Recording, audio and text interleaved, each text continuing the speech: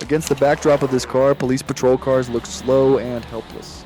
This car wreaked havoc on the streets and terrorized the police. The Subaru WRX was not just another Japanese import.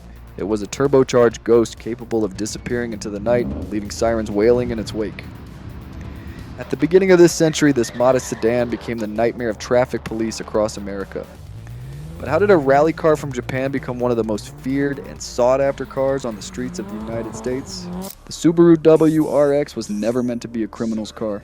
It was born in Japan in the early 1990s, built for one purpose: to dominate the world of rally racing. With its turbocharged engine, lightweight body, and legendary all-wheel drive system, it could tear across gravel, snow, and asphalt with equal ferocity.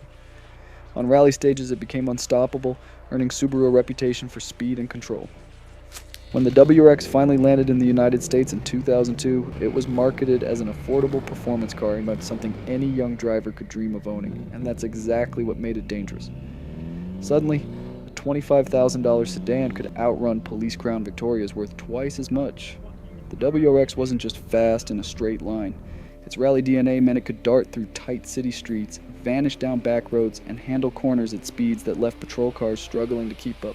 To law enforcement, it was a nightmare on wheels. To street racers and thrill seekers, it was a gift, a machine that gave ordinary drivers the power to challenge authority. And in the early 2000s, challenge it they did. At first, the Subaru WRX slipped quietly into the American market. Enthusiasts knew what it was, a rally-bred monster disguised as a compact sedan, but to most people, it just looked like another Japanese import. That illusion didn't last long. Almost overnight, stories began to spread. A traffic stop gone wrong, a patrol car left in the dust, a WRX weaving through back alleys disappearing like smoke. Local news reports started to highlight a disturbing trend. Officers couldn't keep up with these cars. Crown Victorias and Chevy Impalas, the workhorses of American police fleets, were built for endurance, not agility. Against the WRX, they felt ancient. On internet forums, still young in the early 2000s, videos and eyewitness accounts fueled the myth. A clip of a blue WRX darting away from flashing lights could rack up thousands of downloads, long before YouTube even existed. The car's image began to shift. To fans, it was a hero, the underdog machine taking on authority. To police, it was a liability. Each time a WRX slipped away into the night, the reputation grew darker, louder, and harder to ignore. By 2004, the WRX wasn't just another sporty import. It had become a symbol. A car that represented speed, rebellion, and defiance of the law. And for young drivers looking to make a name for themselves, owning one felt like holding a key to instant legend. But legends attract attention, and soon the WRX wasn't just in the spotlight of car culture, it was firmly in the crosshairs of law enforcement. By the mid-2000s, the stories were no longer just rumors. Police reports across the United States and beyond began to confirm what drivers already knew. Catching a WRX was nearly impossible. In Taylorsville, Utah, officers once clocked a Subaru WRX blasting down the highway at nearly 130 miles per hour. They gave chase, lights flashing, sirens screaming, but within minutes the pursuit was called off. The car was simply too fast, too agile, and too dangerous to keep following through city streets. The WRX slipped away, leaving officers with nothing but frustration and a license plate they couldn't even read. In Australia, the reputation grew even darker. A stolen WRX on the Gold Coast led police on a wild chase before crashing into a patrol car, sending officers scrambling for safety.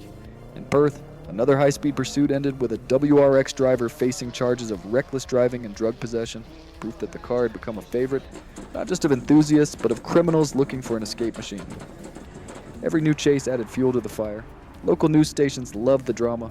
Footage of a small Japanese sedan effortlessly outmaneuvering American patrol cars made for sensational headlines. But while drivers were celebrating, law enforcement was taking notice. Departments began warning their officers. Training materials quietly included notes about Subaru WRX models and their capabilities. And in some regions, police even started adding high-performance vehicles of their own to the fleet, a desperate attempt to level the playing field. The battle lines were drawn. The streets had their hero and the cops had their problem.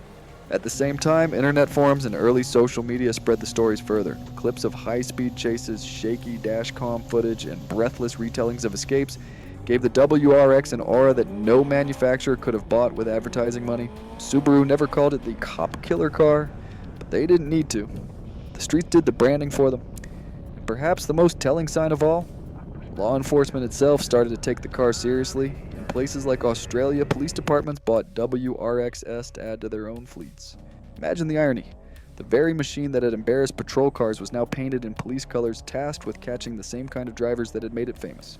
It was proof that the reputation wasn't just hype. The WRX was fast enough, agile enough, and dangerous enough to change the way police thought about car chases.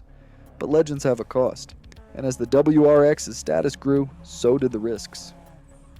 Insurance companies began flagging the car as high risk. Street racers who got caught faced heavier penalties, with prosecutors pointing directly to the car's reputation in court.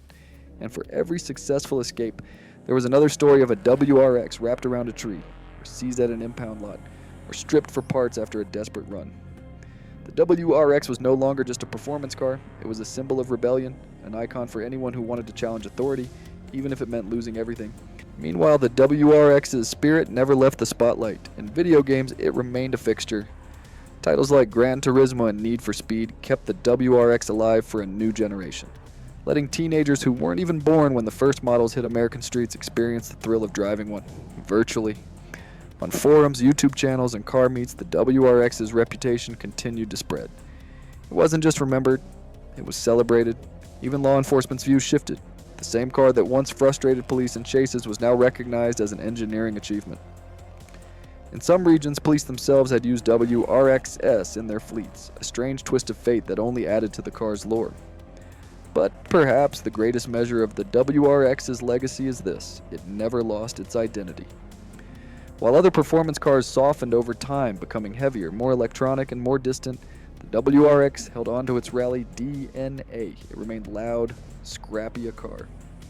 Today, the Subaru WRX stands as more than a fast sedan. It's a bridge between generations, between the golden age of rally racing and the modern world of performance cars. It reminds enthusiasts of a time when speed felt dangerous, when cars had character, and when driving was more than just transportation. The WRX's story isn't about crime or rebellion anymore. It's about resilience, not about a machine that started on the dirt roads of rally stages and carved its way into the hearts of drivers around the world. And even now, decades later, the legend is still alive. Every time an engine growls,